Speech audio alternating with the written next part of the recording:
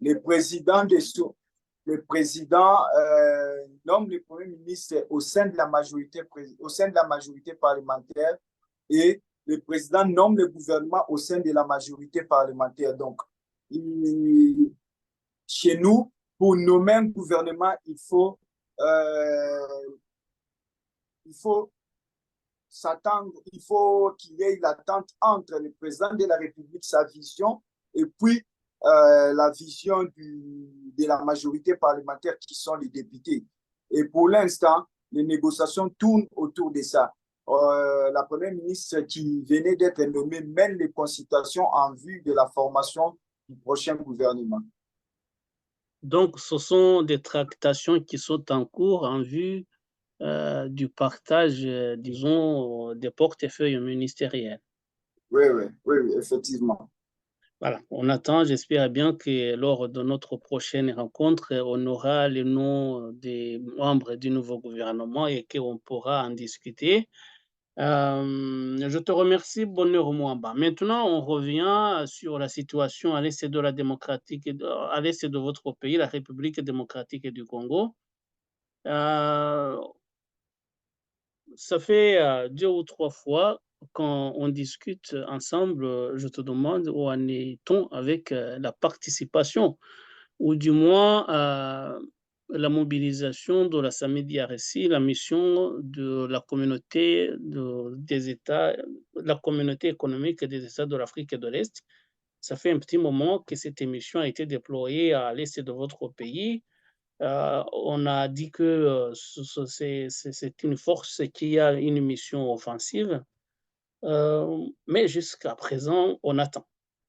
Et cette semaine, ça fait hier ou avant-hier, je ne me souviens plus, on a entendu le commandant de la mission en question, le général Mobwabisi Diakobu, qui a réaffirmé ce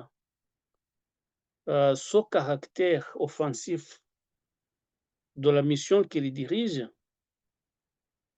en répétant que la force qu'il dirige justement a pour mission de démanteler la rébellion du M23 et ses soutiens à entendre le Rwanda. Est-ce que, Bonheur Mwamba, quand vous autres Congolais, quand vous avez entendu le commandant Mobwabisi Diakopu parler de cette mission offensive, alors que vous attendez depuis un petit moment que la force se bouge et que vous ne voyez rien arriver, est-ce que vous avez cru ce commandant-là ou il y a une sorte, une lueur d'espoir où vous dites que tout simplement c'est pour vous faire endormir?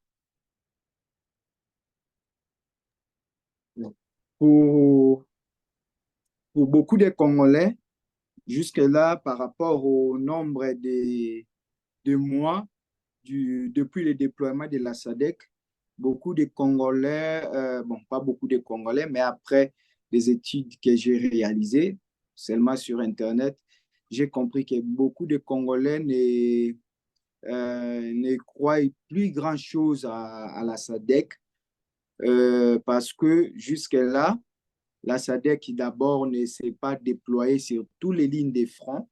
J'ai dû répéter ça à plusieurs émissions de l'élan africain. La SADC ne s'est pas déployée sur toutes les lignes de front, elle continue son déploiement. Et deuxièmement, la SADC poursuit son déploiement. Il y a ces conflits à plusieurs caractères. Il y a les caractères militaires, il y a les caractères politiques et il y a les caractères diplomatiques. Et vous allez savoir, vous allez comprendre avec moi que la semaine passée, le président Ramaphosa s'est rendu au Rwanda, s'est rendu en Ouganda et puis s'est rendu au Soudan du Sud. C'est justement pour essayer de débloquer ces côtés diplomatiques qui freinent. Et sur le terrain, la SADC se tient aux côtés des FARDC. Elle continue toujours de préparer la grande offensive qui est en préparation avec les FARDC. Mais beaucoup de Congolais, surtout ceux qui ne n'ont pas accès à la vraie information. Et beaucoup se disent qu'ils n'ont plus assez confiance ou que la SADC ne réalise pas grand-chose sur le terrain. Voilà pourquoi la SADC, voilà pourquoi les commandants de la SADC a dû communiquer hier pour confirmer la mission de la SADC qui est une mission offensive aux côtés des FARDC. Mais sur le terrain, pas grand-chose est réalisé. Mais moi, en tant qu'analyste, je sais que sur le terrain, les opérations défensives ont été réalisées à Sake et à Goma. Actuellement, de la part de la SADC? Oui. La SADC a installé des positions défensives et la SADC a défendu la cité de Sake aux côtés des FARDC et elle continue de défendre aussi la ville de Goma aux côtés des FARDC. Mais ce que les Congolais, la majorité des Congolais attendent, ce n'est pas de défendre, mais ce sont les grandes offensives que nous attendons. Car nous savons que déjà en 2013, la SADC, aux côtés de l'armée congolaise, était venue à bout des terroristes du M23. Donc cette fois-ci, aussi, beaucoup de Congolais espèrent à la SADC que les offensives soient engagées. Et voilà pourquoi le communiqué de la SADC prend tout son sens à l'idée de redonner confiance à la population congolaise. Tu parlais justement de la visite du président Ramaphosa, le président sud-africain au Rwanda, qui s'est affiché main dans la main avec le président Paul Kagame, ce qui a refroidi, disons, les ardeurs de certains Congolais qui avaient une confiance aveugle en Cyril Ramaphosa. Mais est-ce que tu ne penses pas justement que cette façon de s'afficher aux côtés de Paul Kagame, d'ailleurs, il y a des gens qui disent qu'ils ont les mêmes parents, hein, ça veut dire que même si l'Afrique du Sud se montre comme étant une puissance en soi, ce qui est vrai d'ailleurs, qui fait partie des BRICS avec la Russie et la Chine, mais en même temps, il y a une proximité avec les puissances occidentales qui sont en même temps les gens qui parrainent le président Paul Kagame et qui le poussent d'ailleurs à agresser votre pays. Est-ce que tu penses que justement le fait de la SADC de traîner les pieds ne peut pas être lié avec cette ramification euh, diplomatique entre la République démocratique du Congo, l'Afrique du Sud, les puissances occidentales et le Rwanda? Tu ne penses pas qu'il peut y Oui. avoir certaines influences qui viennent de l'extérieur? Oui. Il y a beaucoup d'influences qui viennent de l'extérieur. Et vous avez raison lorsque vous dites que la SADC traîne encore le pied. Il y a beaucoup d'influences qui viennent de l'extérieur. Pas plus tard qu'hier, la Belgique a demandé à la RDC de négocier. Et nous tous, nous sommes montés au créneau pour condamner les propos de l'ambassadrice de la Belgique parce que chez nous, le M23, l'AFC est reconnu comme une force terroriste. Donc, il est hors de question pour le gouvernement congolais de négocier avec les forces terroristes. Donc, sur le plan diplomatique, nous constatons cette influence et nous constatons cette pression diplomatique qui demande à la RDC de négocier avec les terroristes du M23. Donc, il y a cette pression sur la SADC, il y a cette pression sur le président de la République, le président Tshisekedi, et il y a cette pression sur l'État congolais. Donc, on nous demande de négocier avec les M23. Cette pression s'exerce aussi sur la SADC pour dire à l'Afrique du Sud qui chapeaute la SAMI d'IRC pour dire que bon, voilà, l'option militaire, cette guerre n'a pas d'issue militaire. Cette guerre a d'issue en négociant. C'est ce que la communauté internationale, c'est ce que ces puissances veulent faire comprendre à l'Afrique du Sud, veulent faire comprendre au peuple congolais. Donc, nous constatons cette pression diplomatique, nous constatons cette influence sur l'Afrique du Sud, cette influence sur nous, le peuple congolais, et sur le président Tshisekedi. Mais le Mais président Tshisekedi, nous restons, oui, oui, nous vous restons comptez. sereins, Oui. nous restons sereins et nous restons déterminés. Nous savons que nous ne négocierons pas avec les M23. Il y a la feuille de route de Luanda qui doit être respectée par tous, mais qui jusque-là traîne les pas parce que le Rwanda et les M23 ne veulent pas respecter cette feuille de route. Il y a le président Tshisekedi lui-même, justement, qui se serait dédié, si on en croit justement les commentaires qu'on voit sur les réseaux sociaux, mais également si on en croit les propos qu'il avait tenus. On a eu l'occasion d'en parler, toi et moi, lorsqu'il faisait sa campagne électorale. Il avait dit que s'il y avait une moindre escarmouche, il allait engager les forces de la République pour déclarer la guerre au Rwanda en réunissant le Congrès, le Parlement et le Sénat, même si les deux institutions ne sont pas encore en place et on en convient.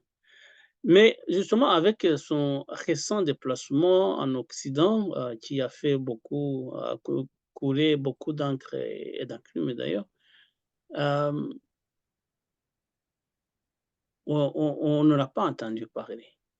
On ne l'a pas entendu, il n'a pas communiqué, on l'a vu lors de la messe dont on a parlé, toi et moi, la semaine dernière, mais au-delà, il n'a pas du tout communiqué.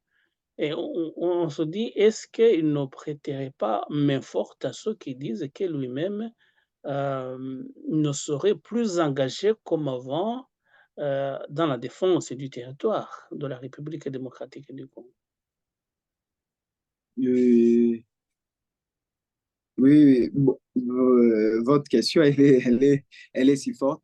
Mais ce que je sais, le président de la République et a d'abord la première pression à la pression du peuple congolais. Les Congolais exercent une pression sur le président de la République et les Congolais ont toujours cette habitude de, lorsqu'il y a par exemple des bombes qui tombent à Goma, les Congolais ont l'habitude de dire au président, vous avez parlé de l'escarmouche, vous avez parlé de la moindre escarmouche, voilà les bombes qui tombent. Donc, le président, selon sa dernière sortie médiatique sur ces sujets, avait dit qu'il accordait la dernière chance à la diplomatie. Donc, et les derniers échanges qu'il y a eu entre la RDC et le Rwanda a eu lieu plutôt en Angola. Et jusque-là, il y a cette impasse parce que les deux présidents ne se sont pas mis d'accord sur le déroulement du processus.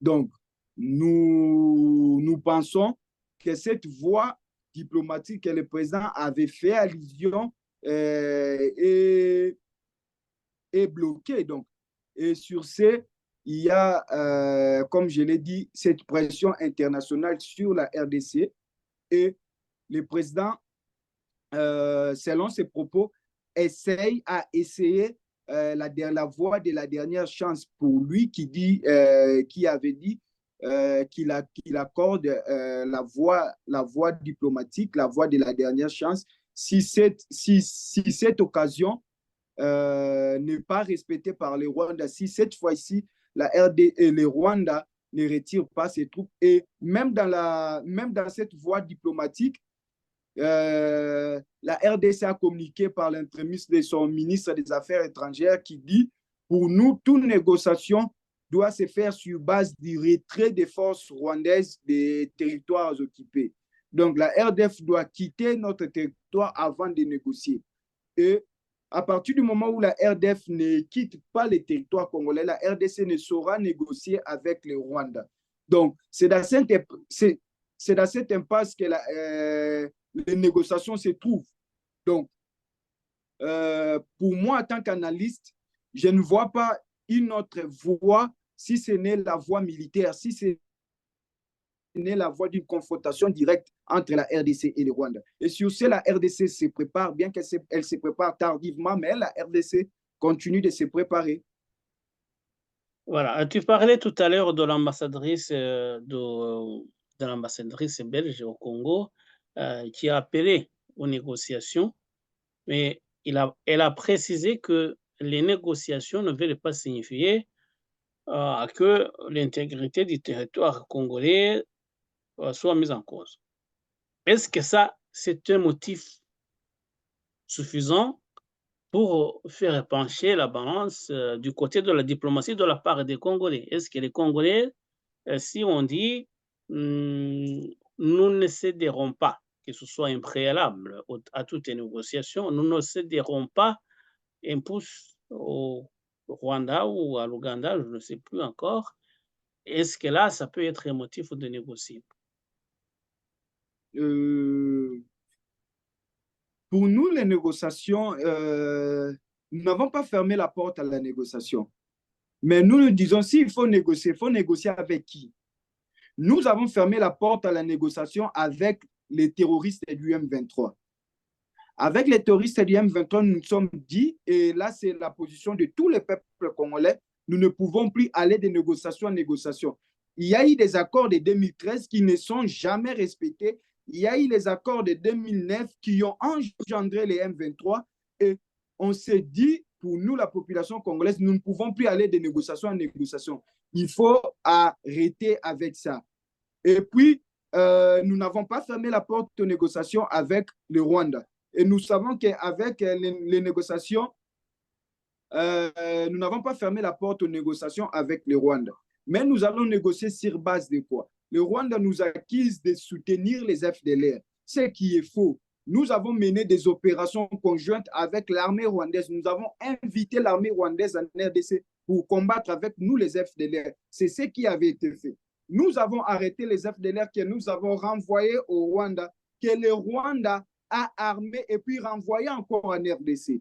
Donc, il y a un peu tous ces manœuvres dilatoires du Rwanda qu'il faut négocier, mais il faut négocier avec qui? Nous avons catégoriquement fermé la porte aux négociations avec les M23, mais pas avec les Rwanda. Donc, nous avons toujours une porte ouverte qui reste ouverte, mais les négociations sur base du retrait, premièrement du retrait de troupes de troupes du terroriste Kagame et de nos territoires. Donc, c'est ça la position de la RDC, c'est la position du peuple congolais.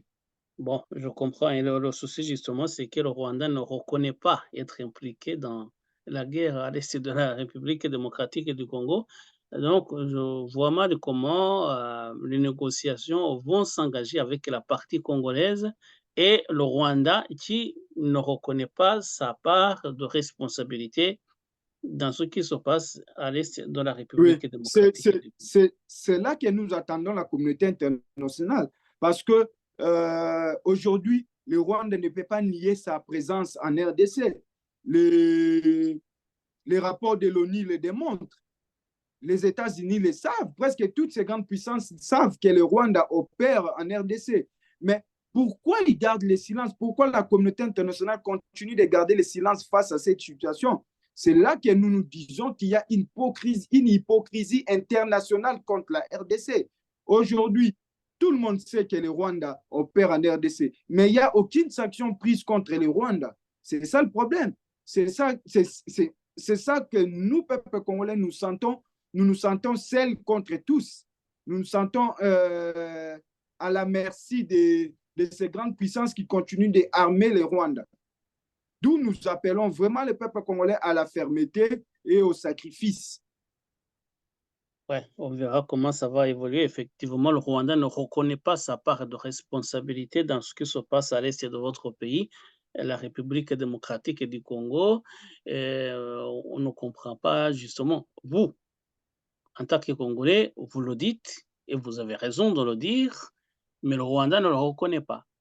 Et ce sera très difficile de la part de la communauté internationale de dire au Rwanda, allez négocier avec le Congo, alors que le Rwanda, justement, ne reconnaît pas avoir armé la rébellion du M23 comme tout le monde semble le croire. On verra, d'accord. Bon, ce sujet, justement, on va laisser tomber ce sujet, on va passer à autre chose. Je vais parler maintenant de la politique interne de la République démocratique du Congo, mais qui est liée étroitement avec ce qui se passe à l'Est. J'ai vu un proche de l'opposant Moïse Katumbi, qui était candidat à la dernière élection présidentielle, qui était candidat également aux élections de 2019. Et d'ailleurs, l'Église catholique avait dit à l'époque que c'était lui qui avait gagné les élections et que le président Tshisekedi a été précipité par une manœuvre frauduleuse. C'est ce qui avait été dit. Hein. Moi, je n'affirmais rien, il faut me comprendre. Et donc, un proche un proche Katumbi. de Martin Fayoulou, j'essaie de voir son nom, je trouve pas, il s'appelle Et Prince Prince Epengue. Epengue. Voilà, Prince Epengue, et qui a dit que Martin Fayoulou est prêt à discuter avec le président Félix Tshisekedi, mais il ajoute sur base d'un discours de vérité, d'unité et de cohésion pour réduire les violations des droits de l'homme et pour combattre ensemble et gagner la guerre à l'est de la République démocratique du Congo. Toi, Bonheur Mwamba, tu fais partie des soutiens de Félix Tshisekedi. Est-ce que d'abord tu penses que cette prise de parole est la bienvenue? Avant de passer peut-être au contenu. Oui, cette prise de parole est la bienvenue parce que le peuple congolais a besoin de l'unité de tous les acteurs politiques. D'abord, cette guerre ici, ce n'est pas une guerre contre le pouvoir de Tshisekedi, ce n'est pas une guerre contre le régime de Tshisekedi, mais c'est une guerre contre la RDC tout entière. Donc, il est très important pour la RDC de réunir ses fils afin de mener un front commun contre les Rwandais et contre les terroristes du M23. Maintenant, là où il y a un problème, c'est dans la mesure où nous savons comment les politiques congolais fonctionnent. Et moi, personnellement, je suis d'accord pour cette unité, mais je suis contre l'effet du partage des postes. Donc, si cette unité, si on peut dire ces dialogues ou ces échanges entre le pouvoir et l'opposition peuvent tourner autour du bien-être de la population, peuvent tourner autour de l'unité du peuple congolais, là, je soutiens. Mais si c'est pour faire, si c'est pour faire le partage des postes entre le pouvoir et l'opposition au détriment de la population congolaise en vue de profiter de la situation de la guerre pour se partager des postes, là, je ne soutiens pas. Je soutiens les échanges, je soutiens les dialogues autour de l'unité nationale, autour d'une cohésion, autour d'un front commun contre les terroristes du M23. Mais je ne soutiens pas un dialogue tourné autour du partage de postes. Mais tu as entendu justement que dans cette offre, il y a également des accusations à peine voilées. Il dit un discours de vérité, sous-entendu justement, le camp du président Tshisekedi utilise un discours qui n'est pas de vérité, je n'ose pas prononcer le mot mensonge, et puis il dit d'unité et de cohésion pour réduire les violations des droits de l'homme. Est-ce que Bonheur Mwamba, le camp présidentiel, le pouvoir maintenant de Félix Tshisekedi, ça donne à certaines violations des droits de l'homme? Je dirais non, parce que les indices de classement des droits de l'homme, la RDC a vraiment a fait bon élève. La RDC a avancé sur plusieurs points. Et aujourd'hui, lorsqu'il y a par exemple marche chez nous en RDC, on compte plus de morts comme c'était sous l'ère Kabila, où on se mettait à compter des morts, mais actuellement, ce n'est plus ça. La population organise des marches presque chaque jour. Vous avez à Goma presque chaque jour, les marches sont organisées, à Kinshasa même. Et il y a cette liberté d'expression qui s'est fait vivre en RDC. Il y a la liberté de l'espace public et les manifestations, elles sont comptées par milliers. depuis l'avènement de Tshisekedi. Et aujourd'hui, vous allez comprendre que chez nous, l'opposition parfois fait du populisme.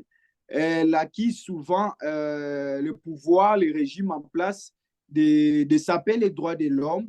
Elle acquise parfois les régimes en place des bavures.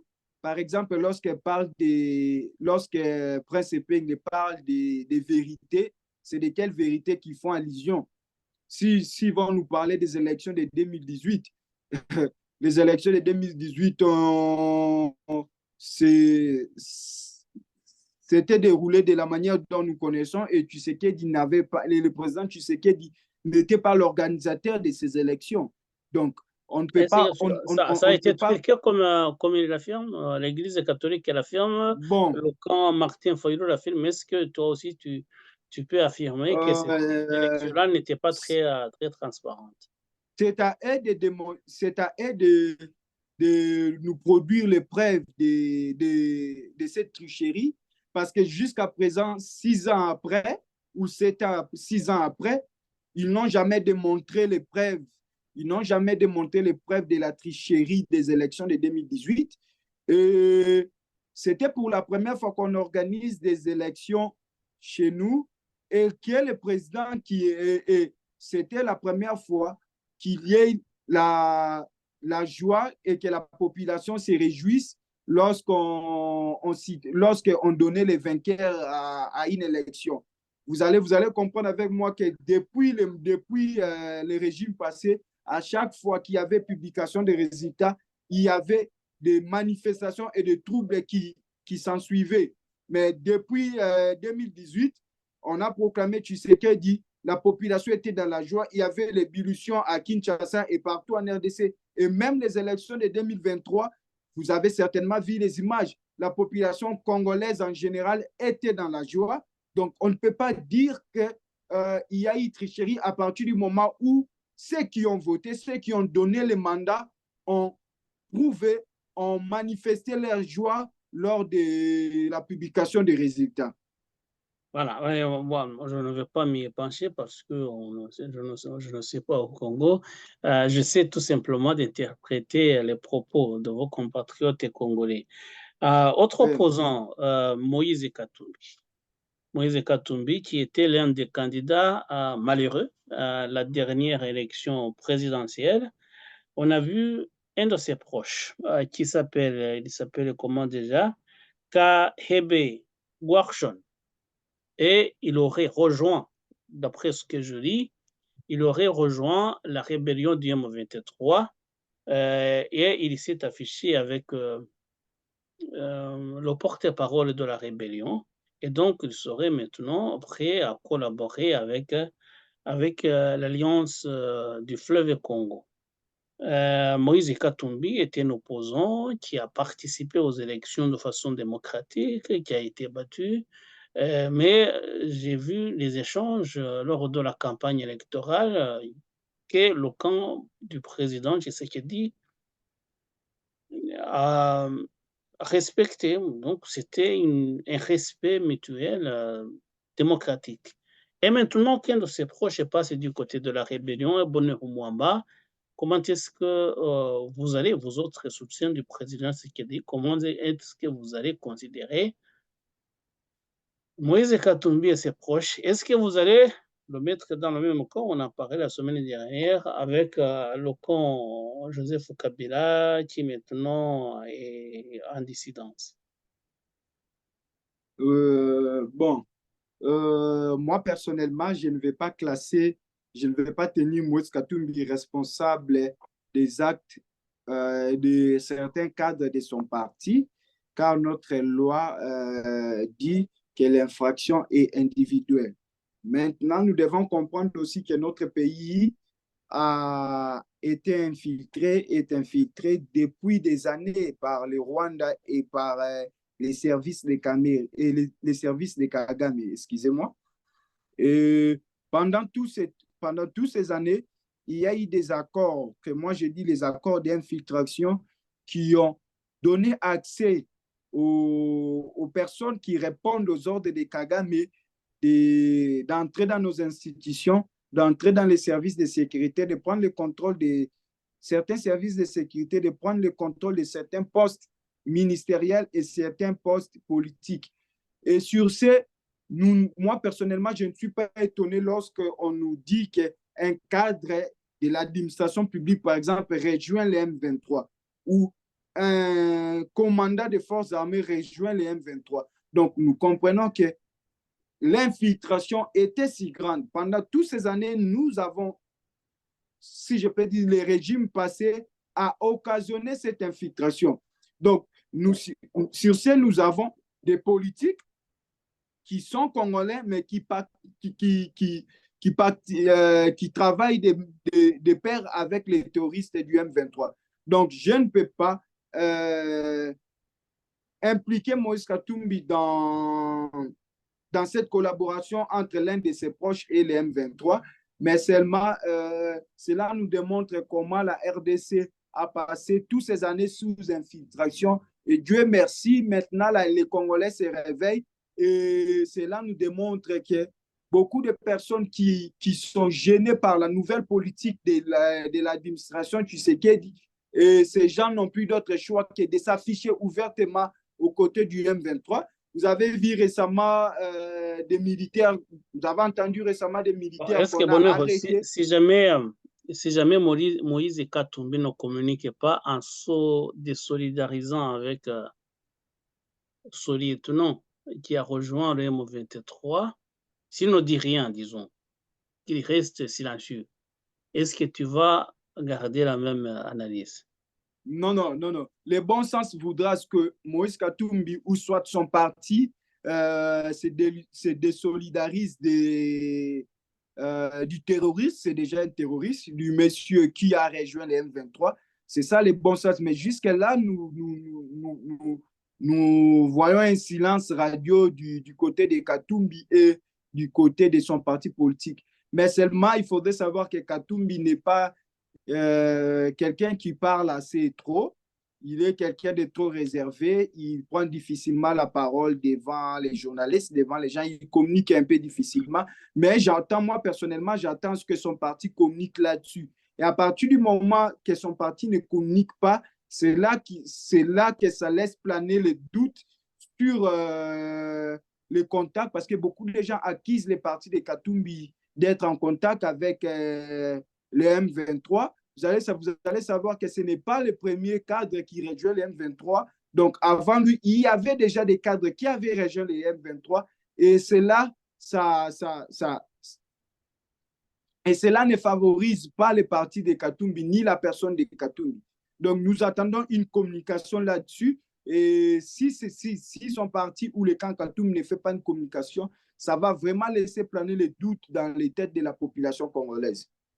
Bon, on attend de voir ce qu'il en sera effectivement. Si Moïse Katumbi communique, s'il dit qu'il n'est pas d'accord avec le lieutenant, je dis lieutenant, mais il s'appelle Kahebe Gwarchon, qui aurait rejoint la rébellion du M23. Et donc, il faudrait que Moïse Katumbi se désolidarise avec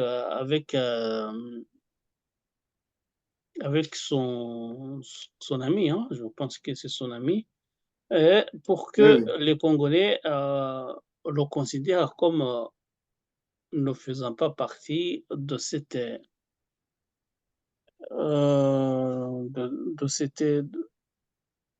adhésion à la M23, à la rébellion du M23. Et voilà. Je te remercie, Bonheur Mwamba. Avant de clore l'édition de ce jour, on va parler du terrain, sur le terrain, à l'est de la République démocratique du Congo. La fois dernière, on parlait de la conquête d'une localité qui s'appelle Kabilizi, de la part de la République, des forces démocratiques du Congo, et les Wazalendo, qui font partie également de ce contingent qui lutte contre le M23. Donc, ces forces-là s'étaient emparées de la localité de Kabilizi. Mais après, moi, j'ai vu d'autres informations qui disaient que après avoir conquis la localité en question, ils se sont retirés.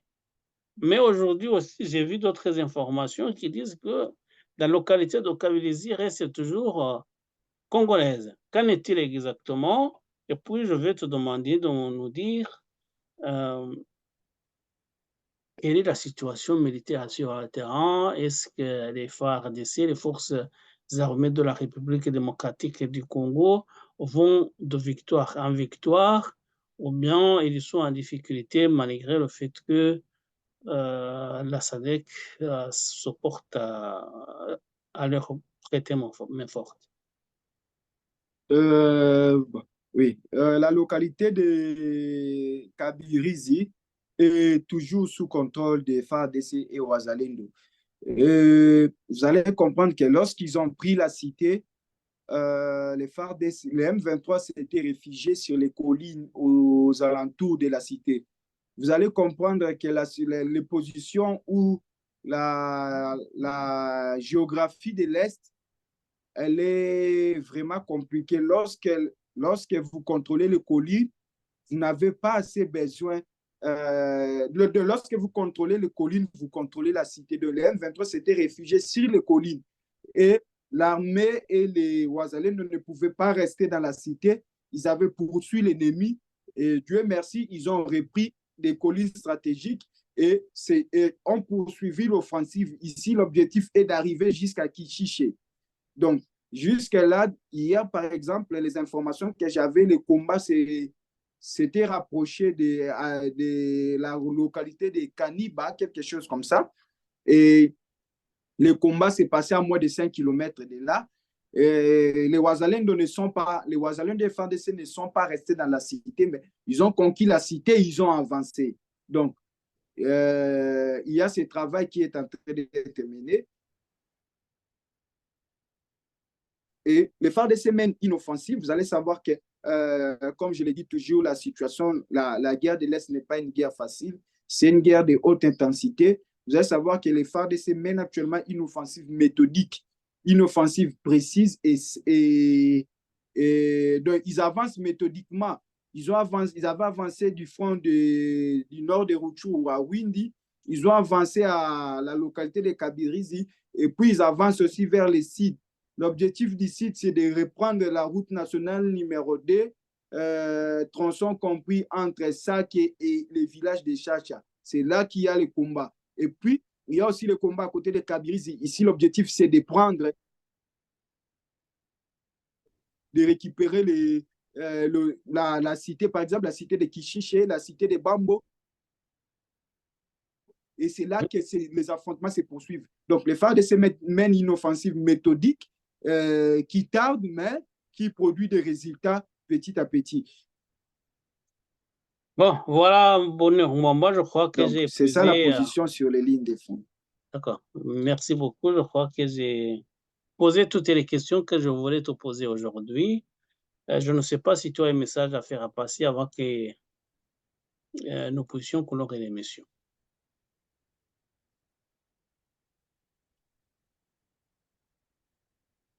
Les messages, je vous remercie de m'avoir encore invité sur votre plateau.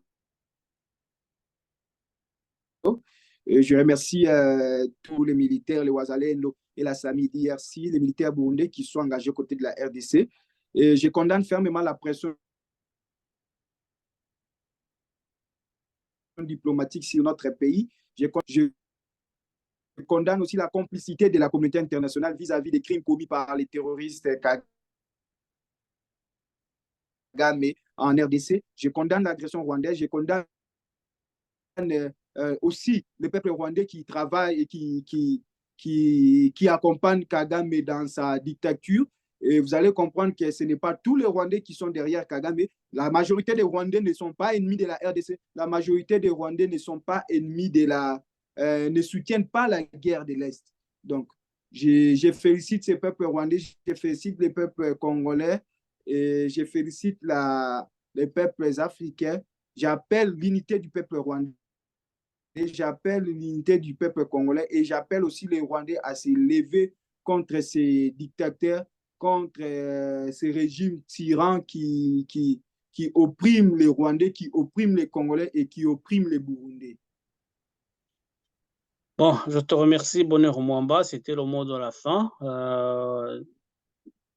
Je te remercie assez de venir partager avec nous tes avis, tes opinions, mais également les informations dont tu disposes. Toi qui es sur le terrain, tu es à Kinshasa, mais également tu as des informations fraîches sur le terrain à l'est de la République démocratique du Congo. Donc, merci beaucoup et à la prochaine.